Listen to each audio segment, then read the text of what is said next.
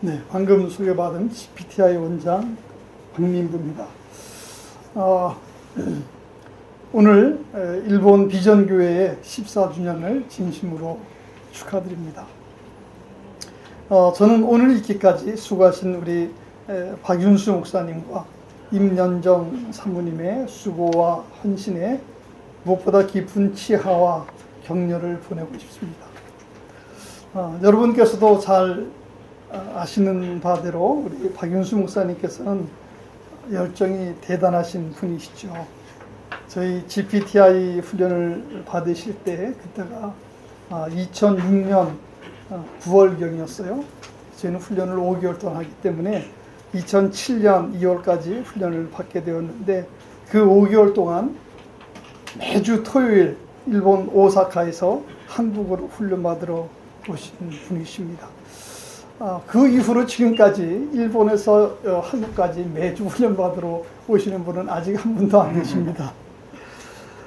그 당시 훈련이 오후 1시부터 오후 9시까지 했기 때문에 9시 끝나면 그때 다시 일본으로 가셔서 주일 예배를 드리는 그런 열정의 사람이죠. 이런 뚝심과 열정과 헌신으로 그 이후 GPTI 튜터로도 또 5기수, 한 기수에 저희가 5개월이니까 5기수를 섬기시고 또 목사 안수 받으시고 특히 개척교회 하시고 재바 훈련을 진행시키시고 한국과 일본 간의 비즈니스 미션을 하시고 한국과 일본의 그런 가교 역할을 하시느라고 오랜 시간 수고 많이 해오셨습니다. 한국에 계신 일본 분들과 또 일본에 관심 있는 한국 분들 사이에서 선교적 교회를 꿈꾸며 일구어온 14년의 기간을 하나님께서 축복해 주시라고 믿습니다. 이런 과정 위에 14년간의 이런 헌신과 눈물과 땀 위에 하나님의 역사와 은혜와 축복이 충만하시기를 축원합니다. 새로운 도약과 역사가 귀하게 이루어지기를 기대합니다. 요새 성교는 하나님의 성교라는 말을 많이 합니다.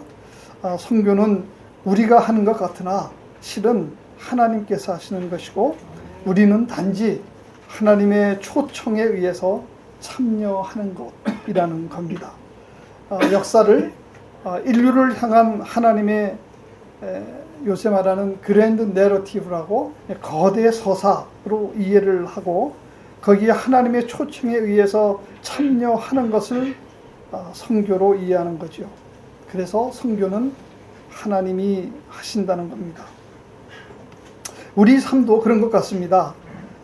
우리 삶을 통한 하나님의 뜻, 하나님의 계획이 이루어지는 것, 이것이 중요한 것 같습니다. 그래서 하나님께서 부엘세바를 떠나서 하란으로 떠나는 야곱에게도 이렇게 말씀하셨습니다. 내가 너와 함께 있어 내가 어디로 가든지 너를 지키며 너를 이끌어 이 땅으로 돌아오게 할지라. 내가 내게 허락한 것을 다 이루기까지 너를 떠나지 아니하리라. 그러나 이 일을 이루는데 우리가 힘쓸 필요 없이 붙어있기만 하면 되는 삶인 것 같습니다.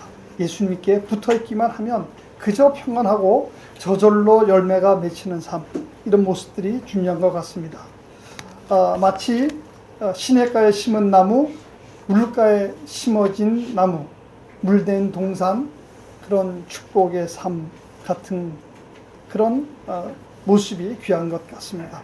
이런 귀한 사역을 잘 감당해 오신 우리 박윤수 목사님과 임연정 사모님과 또 일본 교회 위에 이와 같은 축복이 충만하게 넘치기를 바라고 마지막으로 하나님 말씀 2절을 드리면서 간단하게 축사에 대신할까 합니다. 고린도전서 15장 58절입니다. 그러므로 내 사랑하는 형제들아 견실하며 흔들리지 말고 항상 주 일에 더욱 힘쓰는 자들이 되라. 이는 너희 수고가 주 안에서 헛되지 않은 줄을 알미라. 마지막입니다. 시편 126편 6절입니다. 울며 씨를 뿌리러 나가는 자는 반드시 기쁨으로 그 곡식단을 가지고 돌아오리로다.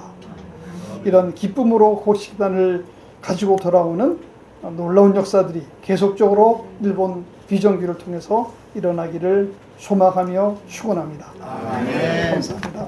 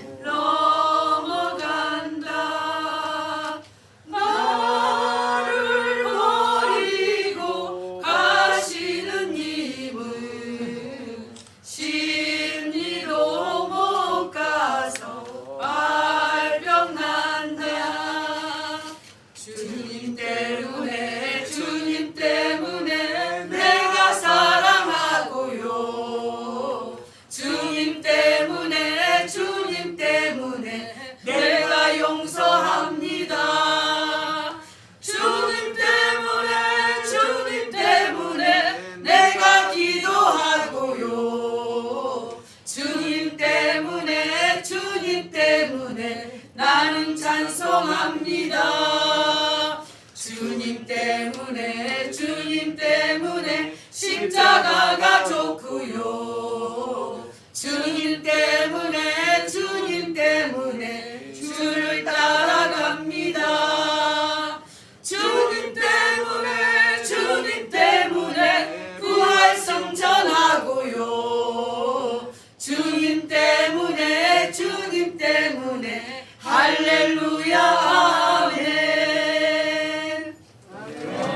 할렐루야 아멘. 우리 주님이 주시는 기쁨과 평화가 창립 14주년을 맞이한 일본 비전 공동체교회 함께하기를 간절히 축원합니다. 아멘. 제가 오늘 말씀을 전할 때 마스크를 착용하고 있는 것을 양해해 주시기 바랍니다. 저를 위해서가 아니라 여러분을 위해서입니다. 우리 목사님께서 오늘 예배 장소로 안내하면서 목사님, 우리 일본 비전 공동체는 여전히 협소하고 누추하기 짝이 없습니다. 그래서 제가 목사님께 말씀드렸어요. 저희 다일 공동체는 588이라고 저 청량리 사창가 한복판 낡은 한옥집에서 시작을 했는데 꼭 무너질 것만 같은, 사람이 들어갈 수가 없을 것 같은 아주 작은 공간에서 시작했어요. 그때 우리 공동체 교회 대부라고 할 수 있는 예수원의 토레이 형제, 우리 아처 형제라고, 늘 그분은 신부님이라고 부르는 걸 원하지 않았어요. 나를 아치브라더 아처라고 불러라, 늘 그러셨는데 우리 그 아처 형제님이 그 와보시더니 와우 이런 곳에서 우리 시작하려고 하다니, 야 정말 너무 깜짝 놀랐다 그러면서 기도해 주시던 모습이 아주 눈에 선합니다. 박 목사님과는 공동체 교회 협의회, 그래서 많은 한국 교회 중에 공동체 삶을 이미 살아가고 있거나 교회지만 공동체성을 구현하는 교회 목회자들 간의 그 모임을 함께 같이 하는 그런 회원이기도 합니다.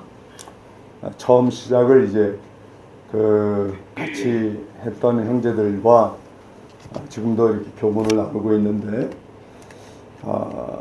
다일 공동체와 우리 일본 비전 공동체, 일본 비전 공동체와 다일 공동체, 각기 삶의 자리가 다르고 하나님이 주신 은사가 다르지만 한 가지 분명한 공통점은 화해와 일치를 위해 부르심 받았다는 것입니다.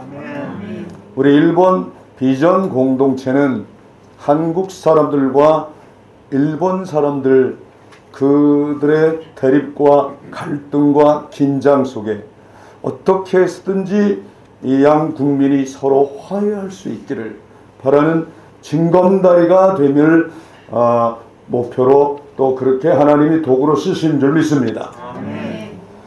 그런 우리 일본 비전 공동체가 그 화해와 일치를 십자가에서 이루신 우리 예수님을 본받아 하나님과 인간 사이의 그 간격을 오로지 십자가로 이렇게 화목제물 되어주셔서 하나 되게 하신 것처럼 여러분들의 삶이 누구도 원치 않는, 많은 사람이 가려고 하지 않는 좁은 길임을 믿습니다.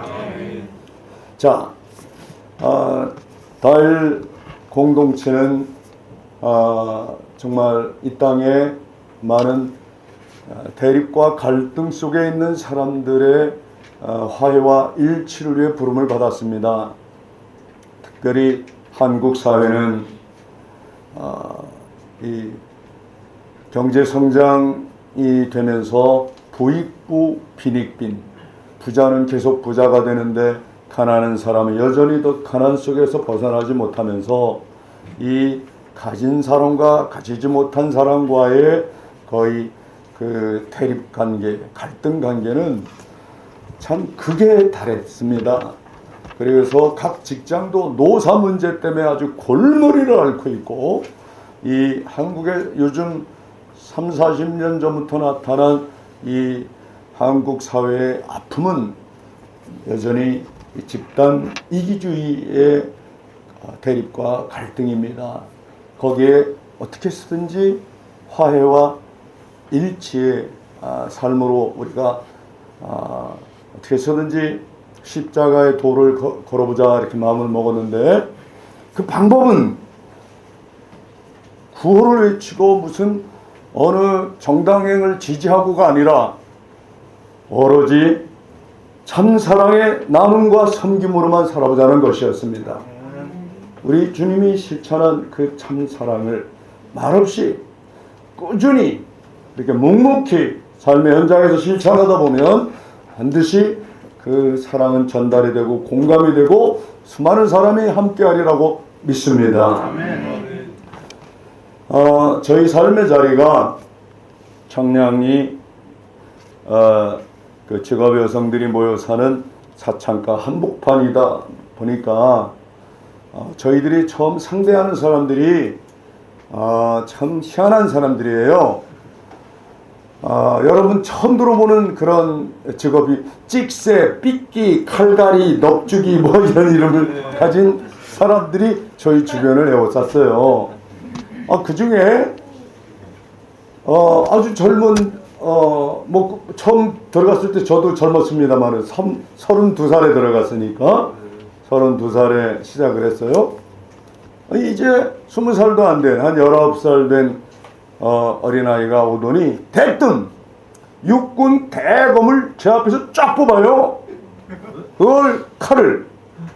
그래가지고 이걸 딱 제 목에다 겨누는 거예요. 죽을래? 여기가 어딘데 네가 함부로 허락도 없이 들어와서 여기서 뭘 껄쩍거리냐 이거예요. 죽을래? 그리고 칼을 딱 대길래 제가 아니 살래 그랬어요. 그랬더니 살고 싶으면 꺼져 그러더라고. 네가 왜 허락 없이 여기서 무슨 쓸데없는 짓을 하냐고. 어린애를 하나 시켜서 협박을 한 거예요. 그러면 제가 갈 줄 알고. 그런데 저는 청량리 한복판에 다일 공동체를 시작한 건 내 계획이 아니라 하나님의 뜻이라고 믿습니다. 하나님이 보내서 왔는데 내가 왜 네가 가라고 그래서 가냐? 그리고 안 갔어요. 그랬더니 8명의 조폭이 오셨어. 8명이 오시니까 왜냐면요 저희가 처음 시작한 다일 공동체 예배당 겸 최초의 선교 전지 기준 요거에 딱 절반만 했습니다. 절반. 요거에 절반. 8명이 들어오시니까 좁아 보여요.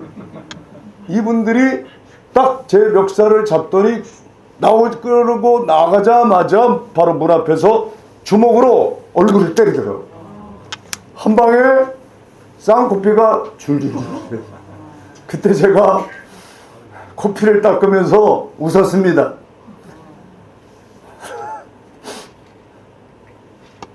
감정이 있으면 말로 하시지 왜 때리세요? 제가 그때 웃었던 이유는 웃는 얼굴에 침 못 뱉는다 이런 한국 속담이 있습니다. 더 맞고 싶지 않아서 더 때리지 말라고 그래서 웃은 거예요. 감정이 있으면 말로 하시지 왜 때리세요 그랬는데 더 때립니다. 이 사람이 그때 하는 말이요, 이 자식 비웃는 것 봐 그래요. 저 비웃지 않았어요. 하나님 앞에 정말 거짓없이 하는 말이지만 비웃은 게 아니에요. 더 맞고 싶지 않아서 웃었어요. 그런데 이 자식 비웃는 거 봐 그러더니 발로 걷어차더라고요. 와, 발로 여기를 때리는데 그 사람들 용어로 쪼인타 때린다 그래요. 군대에서 쪼인타 맞아본 사람은 알 거예요. 주먹으로 만든 것보다 더 아프대.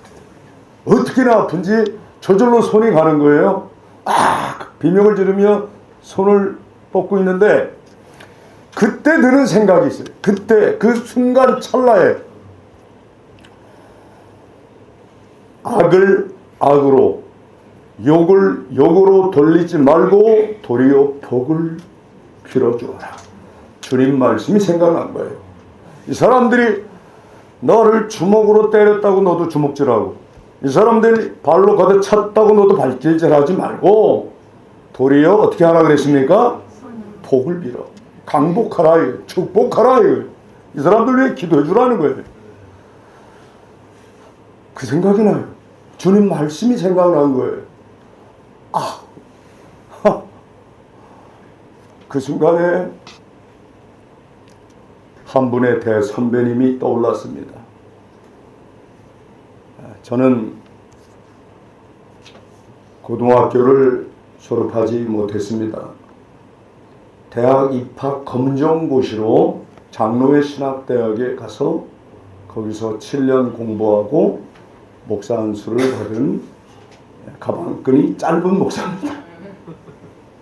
고등학교 다닌 적이 없는데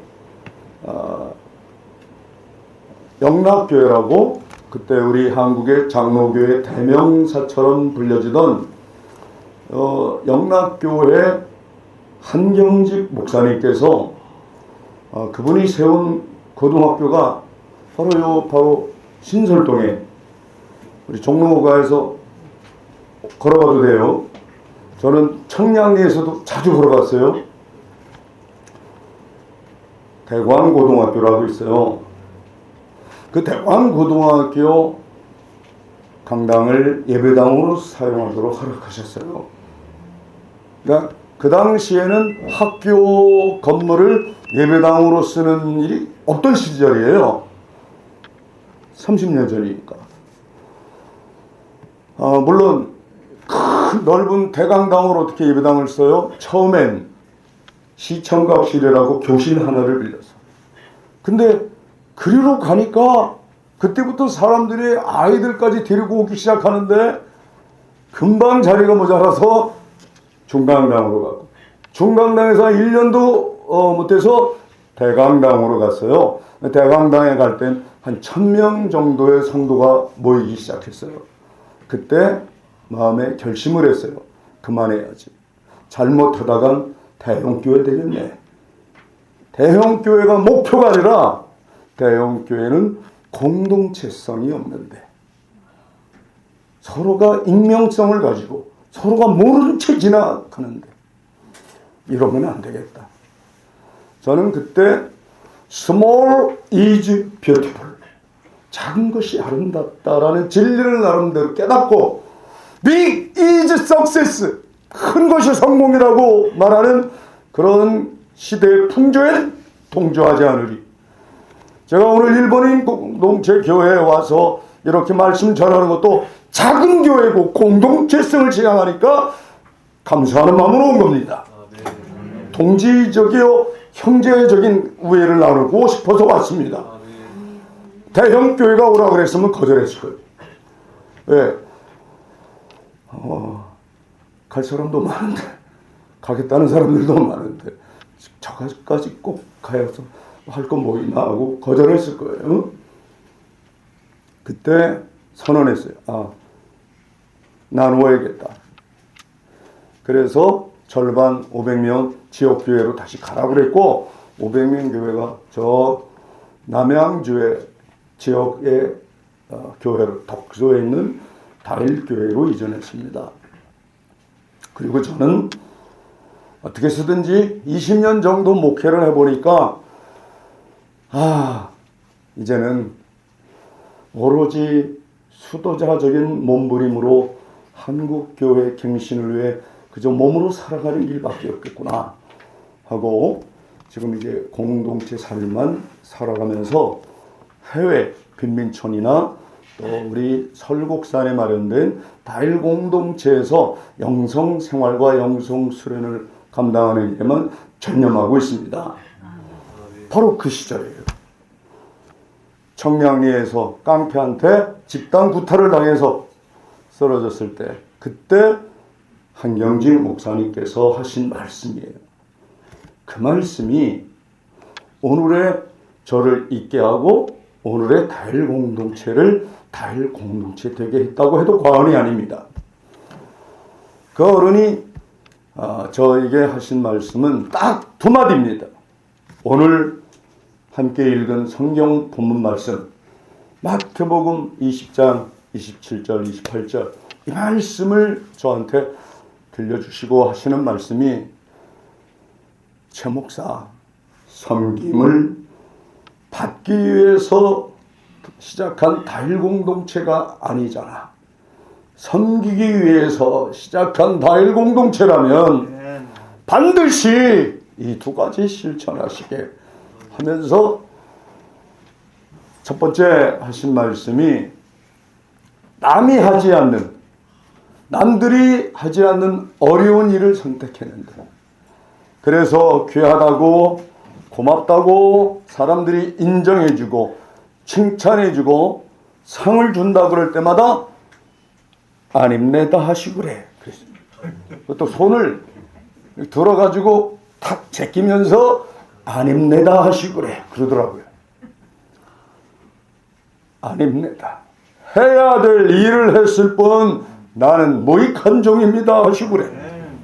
그럴 때만이 저 목사가 하시는 일이 하나님이 기뻐하는 참된 섬김이 될 것입니다.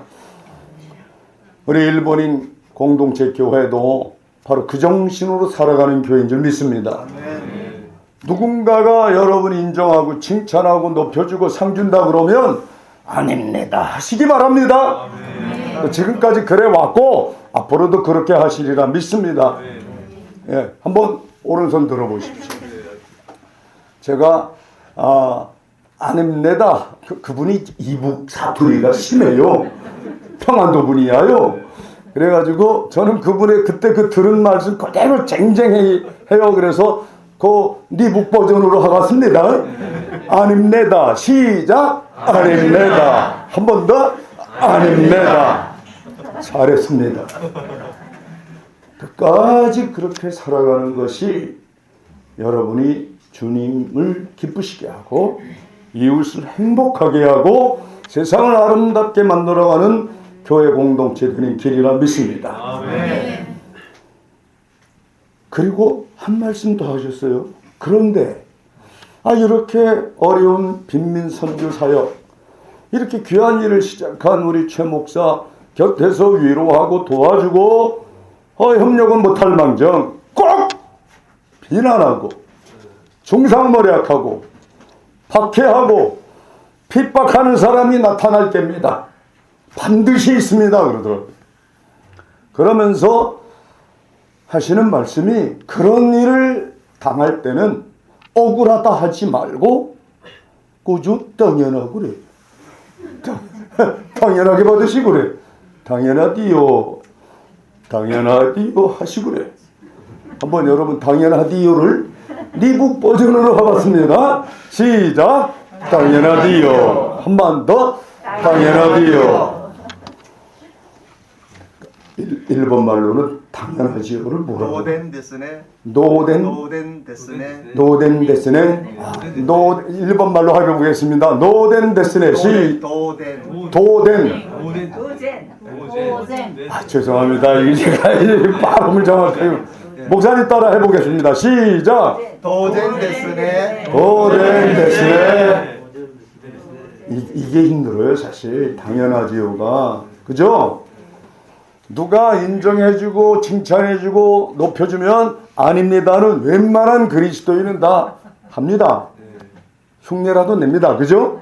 예. 근데 억울한 일을 당할 때 누군가 내 명예를 손상시킬 때 이건 난데없는 날조, 이건 완전히 사람을 비방해도 유분수지, 어떻게 이렇게 가짜뉴스를 만들어 할까? 억울한 일이 생겨요. 그럴 때 억울해요. 내가 왜 이런 일을 당해요? 하지 말고 억울한 일을 당할 때 당연하디요. 그죠? 당연하디. 우리 주님도 주님의 모든 제자들이 다 억울한 일을 당했습니다. 그분들이 하나같이 억울하게 옳은 일하고도 박해받고 돌아가셨습니다. 그러니 억울한 일을 당할 때 당연하디요 하시고 그래. 딱 두 마디. 그 두 마디를 유언처럼 남기시고 그분은 더 이상 저하고 대화가 이루어지지 않았어요. 왜? 치매가 오셔서. 그분이 마지막 이제 바로 그때 종교인이 받는 노벨 평화상이라고 하는 템플턴 상을 수상하셨을 바로 그 직후예요. 그때까지 저희 달 공동체와 저같이 부족한 까마득한 후배를 아끼시고 사랑해 주셔서 저는 대광고등학교 명예 졸업생이에요. 저는 그 학교 입학도 해본 적 없어요. 근데 명예 졸업장을 주셔서 제가 명예 박사학위도 받았지만 명예 고등학교 졸업장이 더 자랑스러워요. 그러니까 예, 박수를 할 거면 이왕이면 해보세요. 진짜 감사하더라고요. 그래서 그때 강당에서 주일날만 예배드리다가 학생들과 전 교직원과 이사님들이 있는 자리에서 명예 졸업장을 받을 때 한 목사님 생각났어요. 한 목사 엄청 울었어요. 그리고 당연하지요가 안 나올 때, 이 억울한 일을 당하고 당연하게 생각하면 그냥 넘어가는데 당연하지요가 안 돼서 잠 못 자는 날이면 반드시 제가 청량리에서 바로 여기 종로가 걸어서 신설동까지 걸어가서 대광고등학교 강당을 찾아갑니다. 그 강당 앞에 설립자니까 설립자 동상이 세워져 있었어요. 한경진 목사님 동상 바라보면서 목사님 당연하지요가 안 돼서 왔습니다. 지금 천국에 계신 우리 목사, 이 부족한 후배 위해서도 기도해 주시는 거죠. 저한테 가르쳐 주셨잖아요. 섬김이란 해야 될 일을 했을 뿐 나는 무익한 종입니다. 아닙니다. 모든 칭찬, 모든 인정은 다 자기를 부인하고 자기 십자가를 지고 오직 주님의 뒤를 쫓아가는 삶이라고. 그런데 그렇게 그건 되는데 왜 아닙니다가 되는데 당연하지요가 안 돼. 당연하지요. 이걸 당연하게 받기가 너무 힘들어. 억울한 마음이 자꾸 드는 거예요. 내가 왜 이런 말을 듣고 이렇게. 그러면 이제 거기서 해결이 되면 집에 들어가 자는 거고, 그러고도 해결이 안 되면 기차를 타고 여수를 찾아갔어요. 순천. 우리 애양원 설립자이신 손양원 목사님, 거기 순교 기념관이 있습니다. 그분 묘소가 있어요. 그러면 그분 묘비에 새긴 글 하나하나를 손가락으로 짚어보면서 목사님은 원수도 사랑하셨잖아요. 손양원 목사님은 자기의 두 아들을 죽인 살인범을, 그때 두 아들을 죽인 살인 주동자죠. 그때 국군이 체포하고 있었어요. 그 소식을 들은 손 목사님은 오히려 두 아들 대신에 그 살인 주동자를 양아들로 입적을 하겠다고 해요. 저 영혼 불쌍해서 어떡하나. 저 영혼 불쌍해서 어떡하나. 내 두 아들은 예수 믿고 죽었으니 천국에 가는데 그것도 순교하였으니 3급이라도 있는데 이렇게 죽으면 저 영혼 불쌍해서 어떡하나. 저를 풀어놓아 주기만 하면 저도 예수 믿어 구원받는 구원의 역사, 생명의 역사에 동참하겠다고 간청을 해서 편지를 써서 그때 그를 가두었던 국군 책임자가 풀어줘서 양아들이 되었습니다. 그런 훌륭한 목사님을 우린 선배로 두고 있는 거예요. 그것도 밥 먹을 때 그 자식을 항상 같이 겸상을 했대요. 밥상 들고 방에 들어가던 사모님이 밥상 들고 그만 양아들이다 하면 어서 먹어라 할 텐데 내 아들 죽인 놈이야. 이러니까 그 생각만 들면 어떻게 돼요? 밥상을 놨대요. 그런 사모님 마음도 공감이 되고, 그럼에도 불구하고 죽은 자식 대신에 양아들로 삼아서 사랑을 실천한 우리 손양원 목사님, 이런 분도 있는데 거기 가서는 억울한 마음이 다 사라져요. 여러분도 혹시 복음을 전하다가 또는 사업을 하다가 억울한 일을 당해서 누군가를 판단하고 싶고 정죄하고 싶은 마음이 있을 때 걸어서 대광고등학교에 강당 아직도 그 앞에 우리 한경직 목사님 동상이 있고요. 저 여수 순천에 가면 우리 손양원 목사님이 시작한 애양원이 있습니다.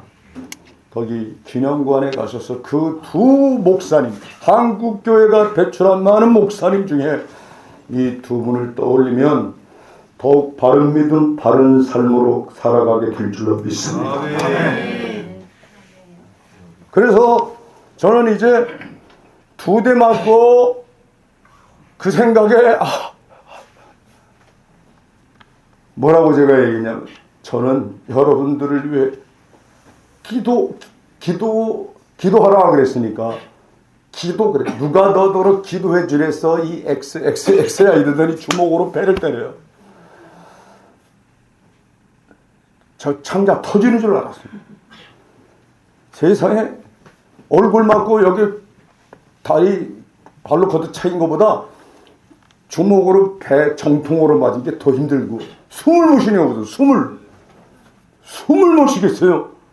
이렇게 계속 숨을 못 쉬면 죽을 텐데 이 생각이 들었는데, 뒤에 가꾸목을 가져온 사람이 내리쳐서 머리와 허리 맞고 기절한 거예요. 그리고 저는 이제 기억이 안 나요. 쓰러졌어요. 그런 저를 8명이 그때부터 계속 머리부터 발끝까지 발로 밟았다는 거예요. 그건 동네 주민들이 얘기해줘서 알았어요. 그럼 저가 안 죽게 하려면 그 옆에 성바오로 병원이 있는데 지금 이사가 버렸죠. 거기 응급실도 있었어요. 병원 응급실을 데려가지 않고 다시는 나타나지도 말라고 정량리 야채시장 쓰레기 더미에 쓰레기 위에 버렸어요. 거기서 깨어났어요. 그리고 뭐 쓰레기 무슨 이 야채 썩는 냄새가 아주 진동하길래 여기 어딘가 그랬는데, 그리고 나서 또 의식을 잃었죠. 눈 떠보니까 우리 공동체 나눔의 집 요거 딱 절반만은 그 방에 누군가 거기다 날 눕혀놨어요. 그 사람 아직 못 찾았어요. 제가 거기까지 기어갔을 리가 없어. 누군가가 실어놨는데 누군지 좀 알고 싶다고 그렇게 찾아도 그렇게 저 생명 살려주신 분은 나타나지 않아서 아직 모릅니다. 그게 소문이 나니까 지금은 동대문 경찰서입니다만 그 옛날에 청량리 경찰서였어요. 그때 형사가 찾아왔습니다. 제가 오늘 해화경찰서 앞에서 목사님 만나가지고 꼬불꼬불 들어왔는데 이제 경찰서 중에 이렇게 골목골목 하는 데가 또 하나가 있는데 여기 그 당시 청량리 경찰서예요. 거기 형사가 와서 조서를 다 꾸며놨대요. 이렇게 주동자 한 사람 정도는 폭력 전과로 큰 집에 보내야 되겠다는 거예요. 저더러 동의하래. 그리고 이제 고발하재. 그래서 제가 아닙니다. 그랬어요. 당연한 걸 가지고 왜 그랬어요? 왜? 억울한 일 당하면 뭐라 그랬어요? 당연하지. 당연하게 여기라고. 당연한데 왜 그러세요? 뭐가 당연해? 당연하긴. 그 양반은 이제 형사생활 거의 은퇴할 나이 고참 형사고 저는 30대 초반에 젊은 애숭이 목사잖아요. 그분이 절 생각해서 온 거예요. 또 왔어요. 그런데 아니 아직도 그냥 이대로 끝낼 건가? 그래서 예. 맞은 사람은 전데 형사 아저씨가 왜 자꾸 그렇게 일을 확대하려고 그래요? 저는 고소 고발할 마음이 없는데 당연한 걸 또 왜 똑같은 소리 안 해? 뭐가 당연해? 나 이거 좀 그러길래 생각해 보세요. 아저씨 같은 형사가 경찰이 나를 때렸다. 이렇게 심하게 때렸으면 억울한 마음 들 것 같아. 그런데 이 양반들은 조직 폭력배요. 조폭들은 밥 먹고 하는 일이 때리는 거예요. 재본분 당한 사람 앞에 뭐가 억울해요? 지 할 일 한 사람들인데. 그랬더니 미친놈이잖아. 저를 미친놈이라고 비웃고 갔어요. 이제 그걸로 끝난 줄 알았는데 또 찾아왔어. 그래서 아니 왜 또 왔어요? 그랬더니 그때 저는 너무 많이 감동을 받았어요. 주머니에서 봉투를 꺼내더니요. 그 시절만 해도 대한민국 공무원들 전부 월급이 봉투로 나오던 시절에 은행으로 들어간 게 아니라 월급 봉투. 그래가지고 그 월급을 탄 날인가 봐요. 10,000원짜리 하나를 쭉 빼들어가지고 그걸 저 앞에 이렇게 놓으면서 하는 말을 제가 평생 잊을 수 없어요. 한경직 목사님이 저에게 주신 말씀만큼 감동이 되는 거예요. 예수 안 믿는 형사가 젊은 백병아리 목사 앞에 복음의 도를 말씀하셨어요.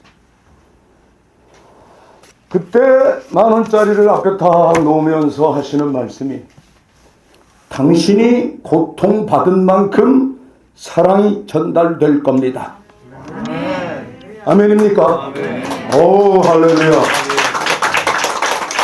나 이렇게 말씀 전하는데 박수가 터져 나오는 교회가 많지 않은데 그 중에 한 교회입니다. 은혜가 되죠?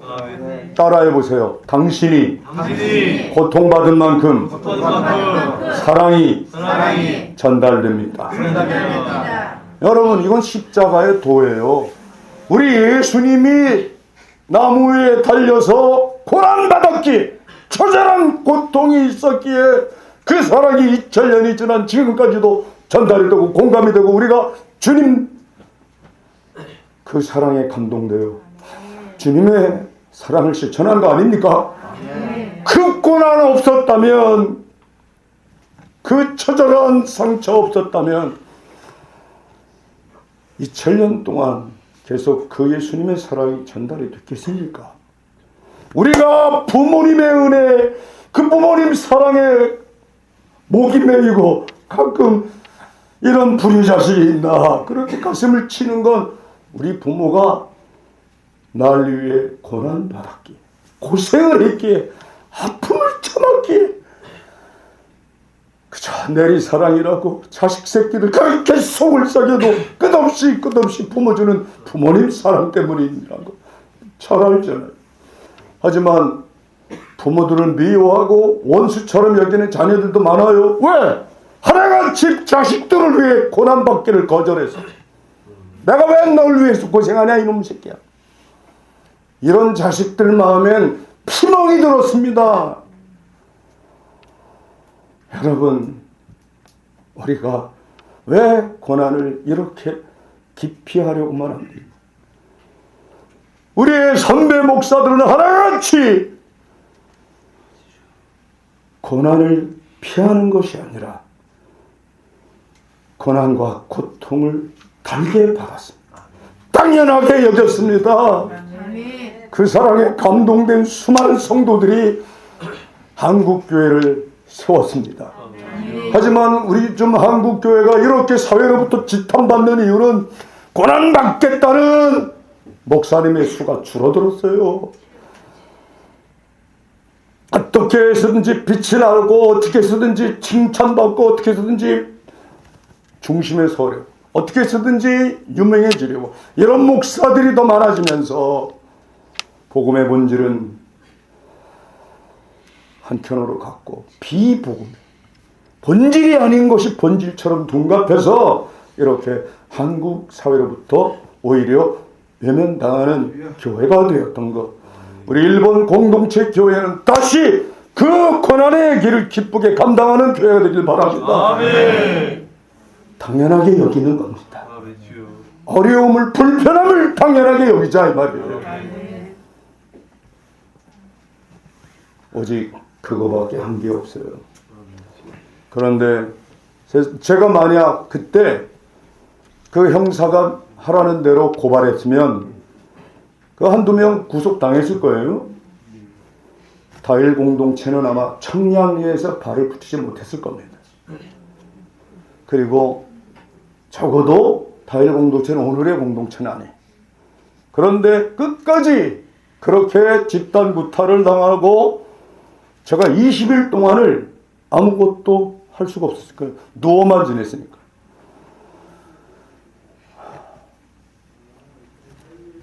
그때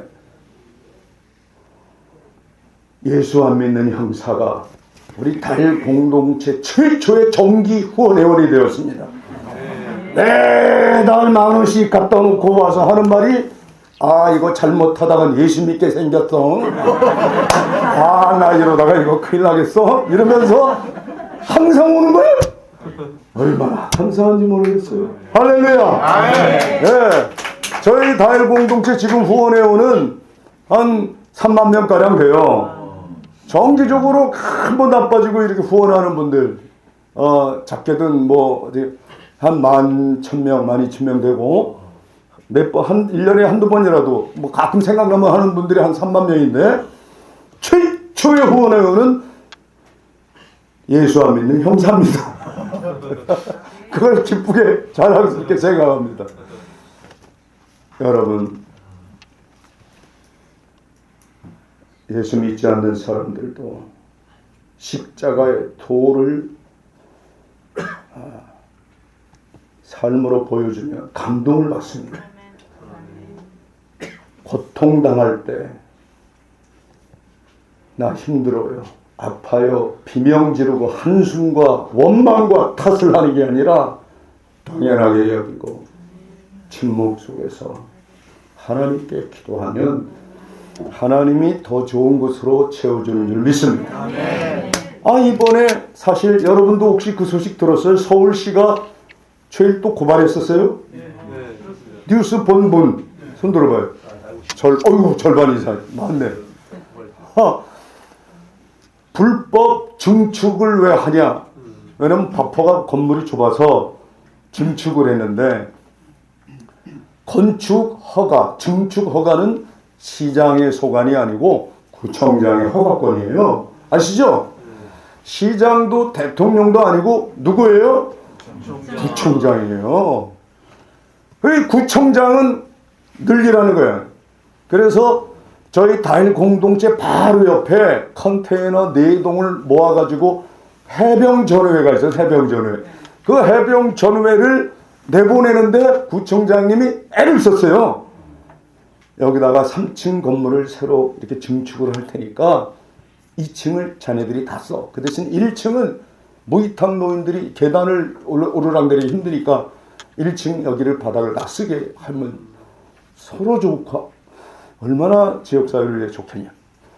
구청장이 이렇게 설득까지 해서 그 컨테이너를 치워주신 분이에요. 여기다 이렇게 증축을 하십시오.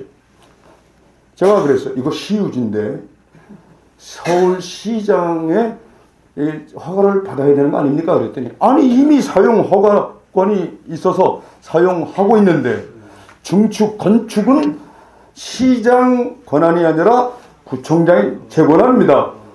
그래서 구청장이 하라 그래서 한 거예요. 그건 뭐 마음대로 어떻게 하겠어요. 그런데 나중에 많은 사람들이 이거 건물을 짓는 거 보고 서울시에 민원을 넣은 거예요. 저 바포에 저런 지금도 무이탁 노인 노숙자가 왔다 갔다 하고 하루에 수천 명이 왔다 갔다 하고 보면 괴로운데 땅값이 안 올라간다. 건물값이 안 올라간다. 이것도 다시 이렇게 증축을 해서 여러 가지 무이탁 노인이 제일 많이 오면 어떻게 되냐 이거예요.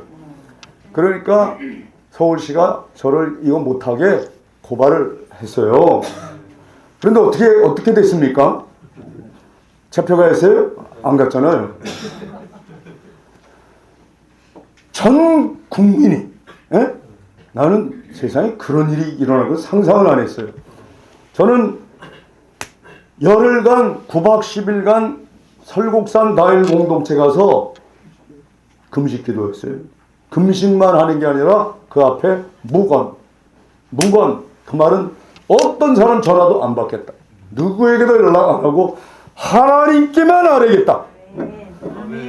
저는 열흘간 무건 침묵 금식 기도를 했는데 세상에 그 소식이 알려지니까 말이죠. 전국에서 서울시에 전화를 하는데 일주일 동안 행정 마비가 됐대요. 그래가지고 서울시장이 원래는 다음 주 월요일 날 만나기로 돼 있는데 금주 금요일에 제발 만나자고 직접 전화를 했어요. 목사님 빨리 만나서 해결을 해야지. 이거 왜냐면 업무가 안 돌아가. 전화가 마비가 될 정도랍니다. 그래서 제가 공개 사과하라 그랬어요. 이 정도면 공개 사과입니다. 그 담당 직원 대기 발령시켰고 너무 성급한 판단이었고 저희가 경솔했습니다. 그렇죠. 여러분 그런 억울한 일 당할 때 한경직 목사님의 가르침대로 오히려 입 다물고 하나님께 기도하고 당연하게 여기면 이렇게 놀라운 일이 벌어집니다. 아멘. 할렐루야. 아멘. 네. 여러분 한국교회가 왜 이렇게 많이 분열됐습니까? 함께 한몸된 주의 몸된 교회를 섬기다가 서로 생각이 달라서 뜻이 달라서 서로 분쟁하고 서로 말이 오고 가고 이러면서 억울함이 생겨요. 억울함. 그 억울함이 생길 때 판단과 정죄가 앞서면 교회는 깨지는데 한 목사님의 가르침대로 당연하게 여기는 공동체면 놀라운 역사가 일어납니다. 아멘. 부디 우리 일본인 교회, 우리 일본 선교에 대한 귀한 사명을 갖고 있는 일본 공동체 교회가 여러분을 칭찬하는 사람이 나타날 때마다 어떻게 하라고요? 뭐 손뒀다 뭐예요? 아닙니다. 한번 합시다. 시작! 아닙니다. 거꾸로 하면 안 돼요. 다 칭찬할 때 당연하지 그러면 안 돼. 헷갈렸다 하는 게 전혀 칭찬할 때는 어떻게 해요? 아닙니다. 한번 다시 여러분을 칭찬합니다. 아닙니다. 억울한 일을 당합니다. 이것만 제대로 해도 교회다운 교회 될 줄 믿습니다. 아멘. 과연 그 교회, 바로 그 교회 일본 비전 공동체 될 줄 믿습니다. 아멘. 두 가지만 잘해도 이것만 실천해도 아멘. 교회다운 교회, 공동체성이 있는 교회, 한국교회 소금과 빛의 역할을 하는 교회 두 가지 꼭 여러분 명심하고 깨달았으면 깨달은 대로 실천하는 여러분 되기를 주의 이름으로 축원합니다. 기도하겠습니다. 하나님 아버지 감사합니다. 참된 섬김과 나눔으로 사람들이 인정하고 칭찬하면 힘내다 자기를 봉인하고 자기 십자가 지는 교회 되게 주시옵소서. 억울한 일을 당할 때 원치 않는 비난과 중상모략을 당하고 무시당했다고 여길 때마다 당연하게 받을 수 있는 교회 공동체 되게 주시옵소서. 꼭 실천하여서 이제 이 귀한 교회를 통해서 우리 일본인과 한국인 사이에 화해와 일치가 이루어지게 주시옵소서. 화해와 일치의 상징인 십자가의 도가 우리들의 생활로 증거되게 주옵소서. 구주 예수님의 이름으로 간절히 기도합니다. 아멘.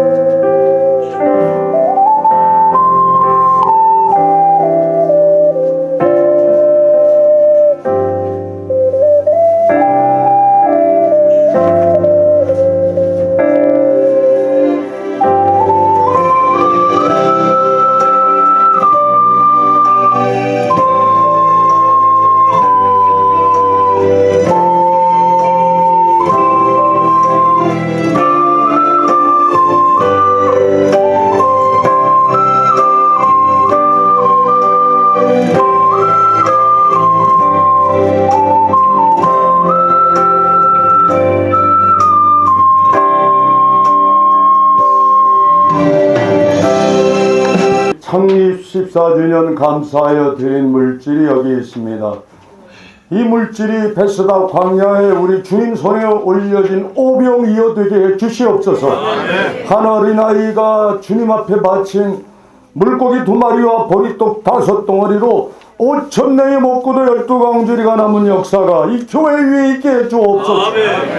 하나님 이분들의 온전한 헌신을 통해 우리 하나님 더 기쁘시게 하고 이웃을 행복하게 하며 특별히 일본과 한국인 사이의 화해와 일치를 위한 징검다리가 되게 도와 주시옵소서. 이 물질을 드린 손길을 하나님 기억하시고 하나님 30배, 60배, 100배로 채워 주시옵소서. 이 물질 쓰이는 곳마다 예수 믿어 구원받는 역사, 이 물질로 한 영혼이라도 더 주님 앞에 돌아오는 역사 있게 하여 주시옵소서. 우리 구주 예수님의 이름으로 간절히 기도드리나이다. 지금은 우리 주 예수 그리스도의 그 크신 은혜와 아버지 하나님의 무한하신 사랑과 보혜사 성령님의 감동 교통하심이 참 사랑의 나눔과 섬김과 나눔을 지금부터 여기부터 작은 것부터 할 수 있는 것부터 나부터 특별히 인정하고 칭찬받으면 아닙니다 라고 부인하며 억울한 일 당할 때마다 당연하지요 받아들이는 일본 공동체 교회를 위해 이제로부터 영원히 함께 하기를 간절히 축원하옵나이다. 아멘.